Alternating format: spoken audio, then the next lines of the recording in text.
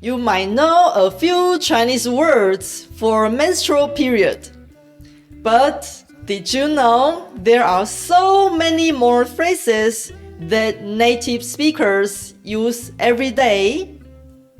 Some are formal, some are casual, and others are even slang.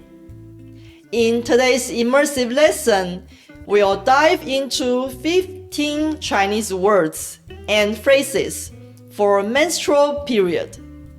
By the end, you'll be able to understand and talk about this topic just like a native. For more helpful resources to make this lesson easier to digest, check the link in the description after you finish. Ready to dive into immersion? Let's get started! 我是 Elena 老师，欢迎来到 Making Sense of Chinese。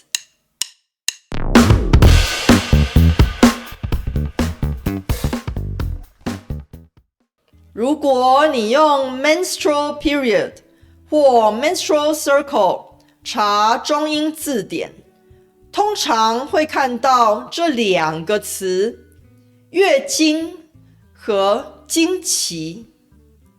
经期就是月经周期的简称。月经和经期是比较正式的用语。如果你去妇产科看医生，可能会听到这两个词。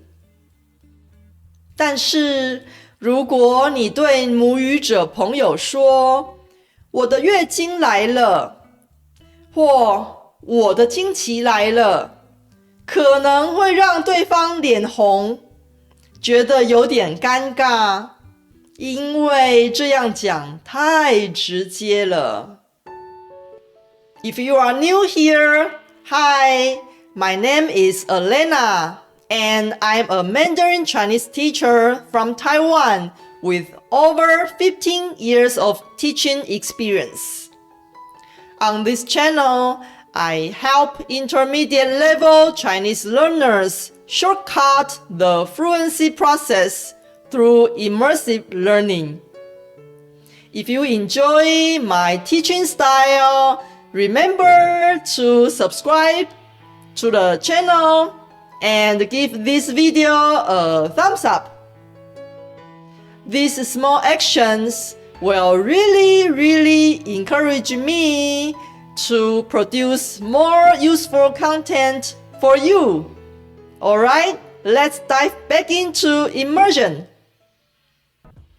在台湾，生理期也是常见的用法，像是在医院看医生，或是看报章杂志的报道，都会很常看到这个词。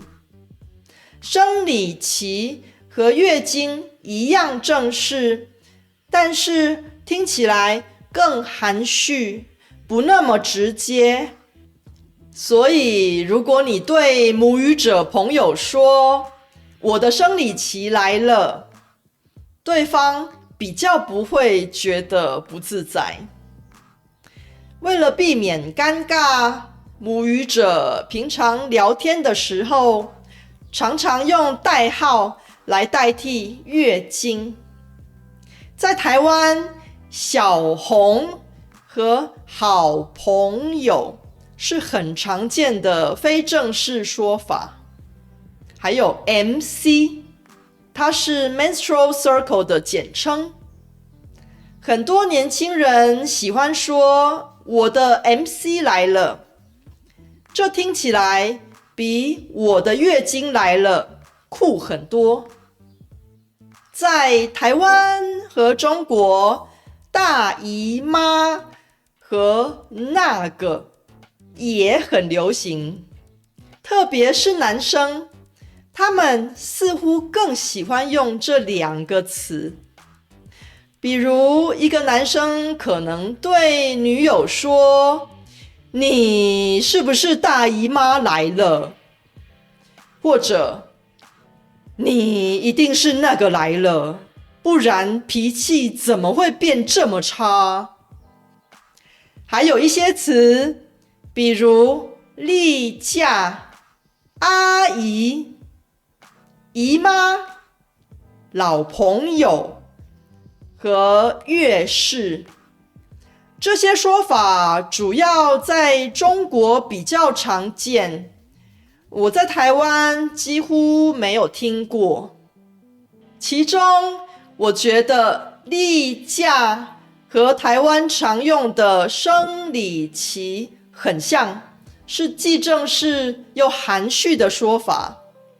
如果我说错了，欢迎留言纠正我。最后有2个词，行经和红潮，它们也表示月经，但这些是书面语，几乎不会在说话的时候使用，所以你知道一下就可以了。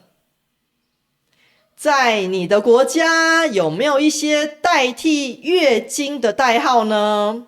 我很好奇，在影片下方留言告诉我吧。I hope today's lesson gave you a boost on your Chinese learning journey. For related resources to save time and study more effectively, check the link in the description. If you enjoyed this lesson, don't miss more useful content in the playlist here. See you later!